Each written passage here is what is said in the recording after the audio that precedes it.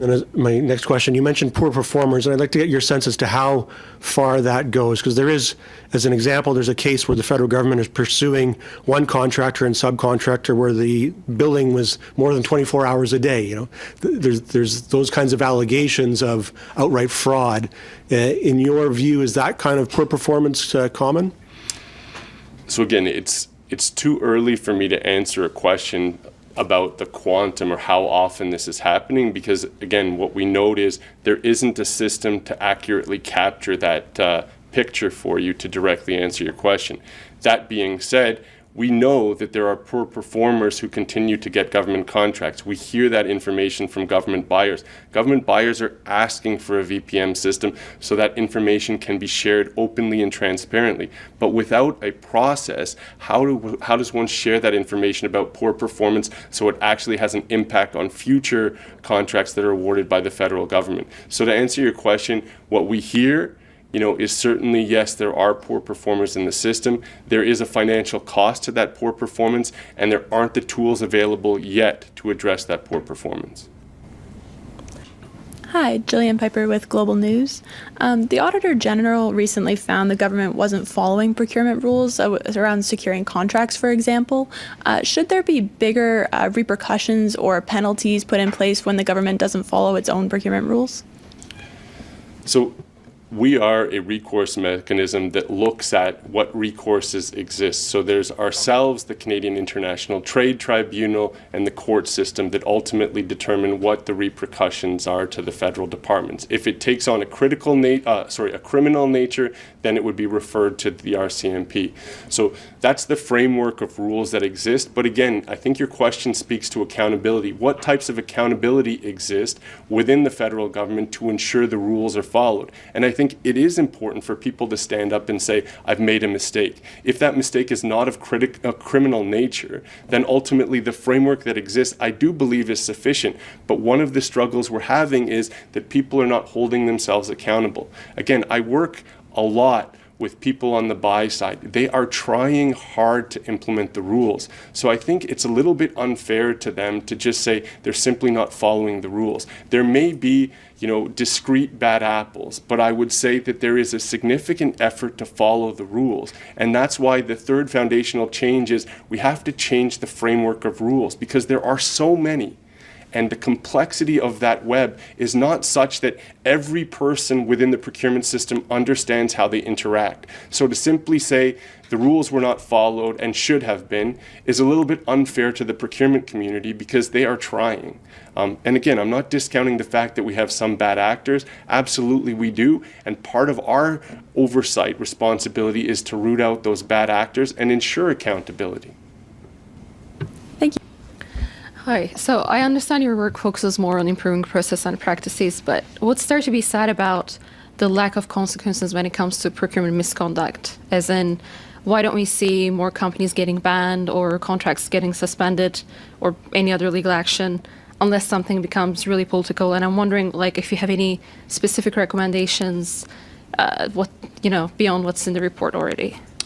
Yeah, so absolutely. It actually speaks to the fifth issue, which is data, right? So I know reporters asked questions about, fraud in consulting. How many times were specific suppliers involved with overbilling?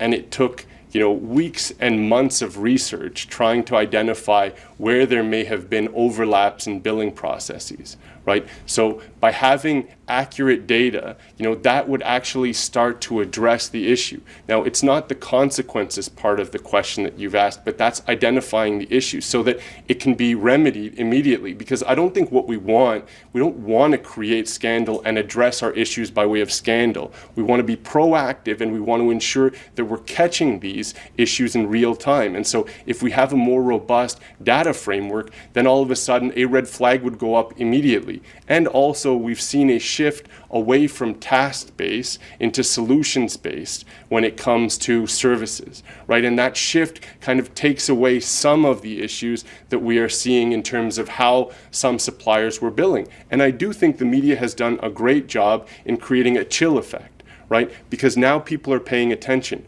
I'm not sure that the supplier community ever thought that they would be held accountable for some of their poor practices. So part of my responsibility is to focus on the practices of government buyers. My responsibilities do not extend to the suppliers, right? So I do think the media's attention on some of this has actually brought accountability to suppliers to know that it's not without recourse, that there could be recourse. And I agree that if we're noting these same issues in 6 months, 1 year from now, the repercussions should be more significant than they are today.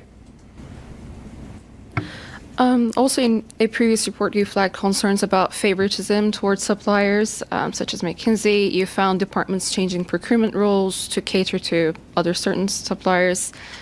Do you think appointing a CPO could prevent such treatment in the future?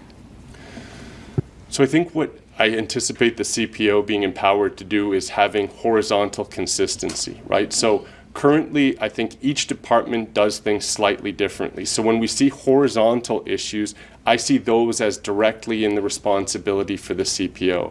How individual departments implement those horizontal interpretations, there still has to be some accountability within departments. However, if the favoritism starts to look like it's horizontal, then absolutely that becomes the responsibility of the Chief Procurement Officer because something systemic has happened. And equally so it falls in my respective mandate because systemic reviews can look at multiple departments and bad practices. So that is directly within our responsibility as well. Thank you. Bye. Hi, good morning.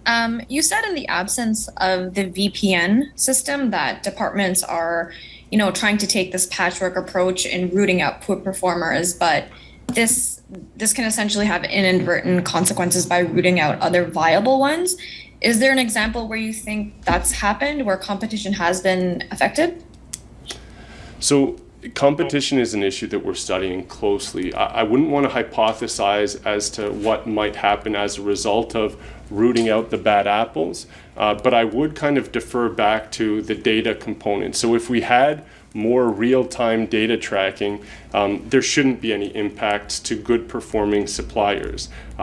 If the changes made to the rules ultimately have that impact, and we might be seeing some of that, but again, like I said, it's premature. These changes are very new, and we will be looking at them in some of our follow-up reviews. So again, I hope that many of you consult our website regularly. We are constantly posting new materials, whether it be reviews or research papers that I think will further inform the important work that you do in bringing transparency to procurement. So all that to say, absolutely there could be some ramifications, but it's too soon to say. And just as a follow-up, what kind of response or reception have you gotten from either of the two ministers or the department on your recommendation to bring in the VPN system? And I'm jumping the gun, but are there any counter arguments that they're presenting to you? Yeah, so the reception is always positive, and I will say that it has been for some time, right? And it's logic. So that's why I bring up the plumber example as often as I do, because again, logic dictates that this must be happening. It happens in many other jurisdictions successfully, and it's just a missing puzzle piece in the federal system that has negative repercussions for not having that puzzle piece. So I think everyone acknowledges its importance, and I do think specifically with the department, they have seized this. So I don't want to suggest that they're not making improvements and constantly trying to get the pilot implementation to the point where they can roll this out formally. So kudos on that side, but what I have to be honest about is I've been in this role for 7 years. I've been talking about VPM for 7 years. And so absolutely the department is seized with this issue, as are the ministers, but it well predates them. And like I answered in the previous question, new people are stepping into these issues each time. And it takes a little bit of time for them to grow acclimatized to why this hasn't happened. And then when they realize it hasn't happened, there are going to be barriers to implementation. So let's not kid ourselves.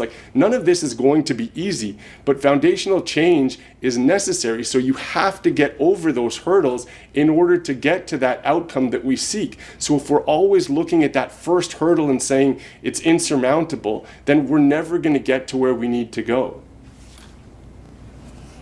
Thank you. That concludes today's press conference. Have a wonderful day. Thank you.